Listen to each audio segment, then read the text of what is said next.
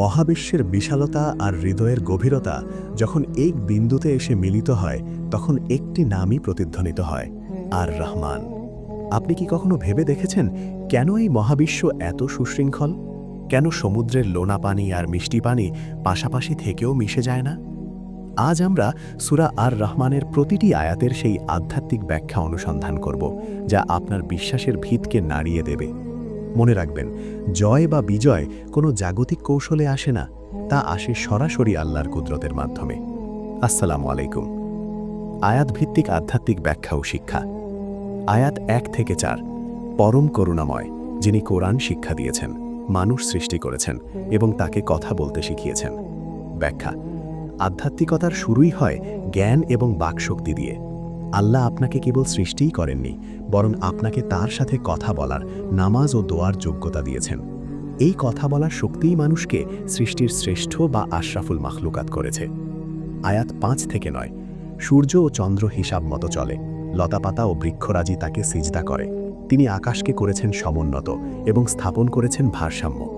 শিক্ষা: পুরো মহাবিশ্ব একটি নির্দিষ্ট মিজান বা ভারসাম্যের ওপর দাঁড়িয়ে আছে। আধ্যাত্মিক শিক্ষা হল, আপনার জীবনেও যদি আপনি এই ভারসাম্য বা ইনসাফ বজায় না রাখেন, তবে আপনার আত্মিক পতন নিশ্চিত। সূর্যচন্দ্রের মতো আপনিও যদি আল্লাহর হুকুমের অনুগত হন, তবেই আপনি প্রকৃত শান্তির দেখা পাবেন। আয়াত 10 থেকে 13। তিনি পৃথিবীকে সৃষ্টি করেছেন প্রাণীকুলের জন্য, এতে আছে ফলমূল আর বৃক্ষরাজি। অতএব তোমরা তোমাদের রবের কোন কোন নেয়ামতকে অস্বীকার করবে? শিক্ষা: এই যে বারবার প্রশ্ন করা হচ্ছে, কোন কোন নেয়ামতকে অস্বীকার করবে, এটি আমাদের নফসের প্রতি একটি চোপেটাঘাত। আমরা হাজারো নেয়ামতের মধ্যে ডুবে থেকেও অকৃতজ্ঞ হয়ে থাকি। একজন প্রকৃত ঈমানদার প্রতিটি নিঃশ্বাসে আল্লাহর নেয়ামত অনুভব করেন। আয়াত 14 থেকে 16। তিনি মানুষকে সৃষ্টি করেছেন পোড়া মাটির মতো শুষ্ক মাটি থেকে এবং নাম্বার 1 বা জিন জাতিকেও সৃষ্টি করেছেন আগুনের শিখা থেকে। শিক্ষা: এখানে সৃষ্টির ভিন্নতা দেখানো হয়েছে। মানুষের বিনয়, মাটি এবং জিনের তেজ, আগুন, উভয়কেই আল্লাহর ইবাদতের জন্য তৈরি করা হয়েছে। আধ্যাত্মিকতা আমাদের শেখায়, আপনার উৎস যাই হোক না কেন, চূড়ান্ত গন্তব্য এবং আনুগত্য কেবল সেই মহান আল্লাহর জন্যই। আয়াত 27 থেকে 30। ভূপৃষ্ঠের সবকিছুই নশ্বর, কেবল আপনার মহিমাময় ও মহানুভব রবের সত্তাই চিরস্থায়ী। আকাশ ও পৃথিবীর সবাই তার কাছেই সাহায্য চান। শিক্ষা: এটি এই সূরার সবচাইতে শক্তিশালী আধ্যাত্মিক সত্য। দুনিয়ার সব ক্ষমতা, সৌন্দর্য আর অহংকার একদিন ধুলায় মিশে যাবে। কোনো মানুষ বা কোনো পার্থিব মাধ্যম আপনাকে জয়ী করতে পারবে না। সাহায্য কেবল তার কাছেই চাইতে হবে, যিনি প্রতিদিন নতুন নতুন মহিমায় প্রকাশিত হন। আয়াত 31 থেকে 35। হে জিন ও মানব জাতি, শীঘ্রই আমি তোমাদের বিচারের জন্য অবসর গ্রহণ করব। হে জিন ও মানব সম্প্রদায়, যদি তোমরা আকাশ ও পৃথিবীর সীমানা অতিক্রম করতে পারো তবে করো, কিন্তু তোমরা আল্লাহর ক্ষমতা ছাড়া তা পারবে না। শিক্ষা: এটি মানুষের সীমাবদ্ধতার এক চরম সত্য। মানুষ যতই প্রযুক্তি বা জিনের শক্তির ওপর নির্ভর করুক না কেন, আল্লাহর দেওয়া সীমানার বাইরে যাওয়ার ক্ষমতা কারও নেই। প্রকৃত বিজয় কেবল তার হুকুমেই সম্ভব। আয়াত 46 থেকে 78। জান্নাতের বর্ণনা এবং নেককারদের পুরস্কার। শিক্ষা: সূরার শেষাংশে আল্লাহ জান্নাতের যে অভাবনীয় বর্ণনা দিয়েছেন, তা কেবল কল্পনা নয়, তা হল আত্মার আসল ঠিকানা। যারা দুনিয়াতে নিজেদের নফসকে নিয়ন্ত্রণ করেছে এবং আল্লাহর ভয়ে কেঁদেছে, তাদের জন্য রয়েছে 2 জান্নাত, যেখানে থাকবে অফুরন্ত ঝর্ণাধারা আর সবুজ উদ্যান। উপসংহার: সূরা আর রহমান আমাদের চোখে আঙুল দিয়ে দেখিয়ে দেয় যে আমরা কতটা অসহায় আর আল্লাহ কতটা মহান। পৃথিবীর কোনো শক্তিই টেকসই নয় যদি না আল্লাহ তা অনুমোদন করেন। যারা ঈমানদার এবং জয়ের পথে অবিচল থাকে, তাদের জন্য এই সূরা হলো এক পরম আশার বাণী। মনে রাখবেন, আল্লাহ যদি চান তবে সরাসরি তার কুদরত দিয়েই আপনাকে এমন বিজয় দান করবেন যা কোনো মানুষের কল্পনাতেও আসবে না। আল্লাহ আমাদের এই সূরার গভীরতা বুঝে আমল করার তৌফিক দান করুন। আমিন। পুরো মহাবিশ্ব যার হাতের মুঠোয়, যার হুকুম ছাড়া একটি পাতাও নড়ে না, আজ আমরা সেই মহান সত্তার সার্বভৌমত্ব নিয়ে কথা বলবো। আমরা আজ অনুভব করব সূরা মুলক, যা আমাদের শিখিয়ে দেয় যে মানুষের কোনো পরিকল্পনা বা শক্তি শেষ কথা নয়। বিজয় কোনো ভোটের লড়াইয়ে নেই, বিজয় কোনো মানুষের হাতে নেই, বিজয় কেবল তারই হাতে, যিনি আকাশ ও পৃথিবীর একচ্ছত্র মালিক। আজ জানব কিভাবে আল্লাহর সরাসরি কুদরত আমাদের জীবনকে নিয়ন্ত্রণ করছে। আসসালামু আলাইকুম। আয়াত ভিত্তিক আল্লাহর কুদরতের বর্ণনা। আয়াত 1। বরকতময় তিনি, যার হাতে সর্বময় কর্তৃত্ব। তিনি সব কিছুর ওপর সর্বশক্তিমান। ব্যাখ্যা: আধ্যাত্মিকতার মূল কথা এখানেই। ক্ষমতা কারো দান করা বস্তু নয়, ক্ষমতা কেবল আল্লাহর। তিনি যাকে খুশি রাজত্ব দান করেন, যার কাছ থেকে খুশি কেড়ে নেন। দুনিয়ার কোনো মানুষ বা মাধ্যম এখানে কিছুই করতে পারে না। তিনি কাদির, অর্থাৎ তিনি যা চান সরাসরি করতে পারেন।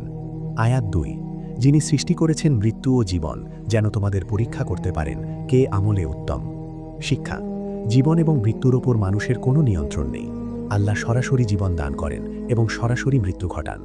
এই জীবন কেবল একটি পরীক্ষা, যেখানে আমাদের দেখা উচিত আমরা কতটা আল্লাহর অনুগত হতে পেরেছি।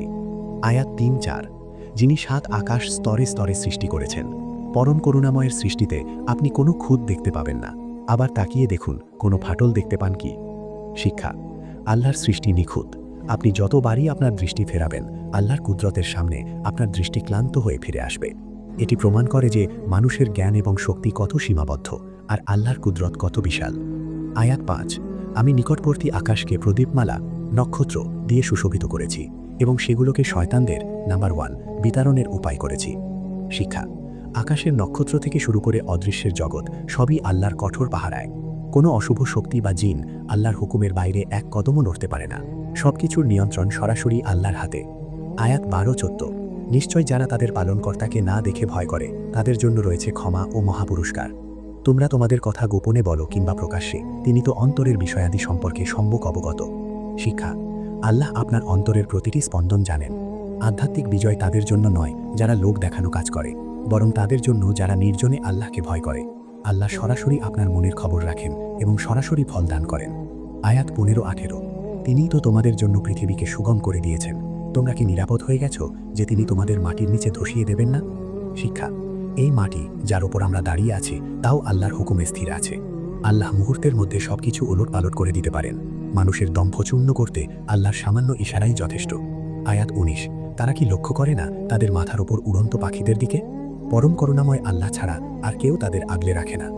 শিক্ষা: বাতাসে একটি পাখি ভেসে থাকাও আল্লাহর সরাসরি কুদরত। তেমনিভাবে আপনার জীবনের প্রতিটি মুহূর্ত কেবল আল্লাহই ধরে রেখেছেন। কোনো জাগতিক শক্তি আপনাকে টিকিয়ে রাখতে পারবে না যদি আল্লাহ না চান। আয়াত 23-24: বলুন, তিনিই তোমাদের সৃষ্টি করেছেন এবং তোমাদের কান, চোখ ও অন্তর দিয়েছেন। তিনিই তোমাদের পৃথিবীতে ছড়িয়ে দিয়েছেন এবং তারই কাছে তোমাদের সমবেত করা হবে। শিক্ষা: আমাদের অস্তিত্বের প্রতিটি অঙ্গপ্রত্যঙ্গ আল্লাহর দান। আমরা তারই রাজ্যে তার দেয়া নেয়ামত নিয়ে বেঁচে আছি। সুতরাং বিজয় বা সাফল্য কেবল তার মাধ্যমেই সম্ভব। আয়াত 30: বলুন, যদি তোমাদের পানি ভূগর্ভে হারিয়ে যায়, তবে কে তোমাদের প্রবাহমান পানি এনে দেবে? শিক্ষা: মানুষের সব প্রযুক্তি ব্যর্থ হয়ে যাবে যদি আল্লাহ রহমত বন্ধ করে দেন। জীবন ধারণের সামান্য পানিটুকু আল্লাহর সরাসরি দান। উপসংহার: সূরা মুলক আমাদের চোখে আঙুল দিয়ে দেখিয়ে দেয় যে মানুষ কেবল এক তুচ্ছ সৃষ্টি। মানুষের কোনো ভোট বা কোনো জাগতিক উপায়ে প্রকৃত বিজয় আসবে না। বিজয় আসবে সরাসরি আল্লাহর পক্ষ থেকে, যখন আল্লাহ তার বান্দার উপর সন্তুষ্ট হয়ে তার কুদরতি শক্তি প্রকাশ করবেন। যারা ঈমানদার এবং অজয়ের পথে অবিচল, তারা কেবল আল্লাহর সরাসরি শক্তির ওপর ভরসা রাখে। আল্লাহ আমাদের এই সূরার মাধ্যমে তার একক সার্বভৌমত্ব বোঝার তৌফিক দান করুন। আমিন।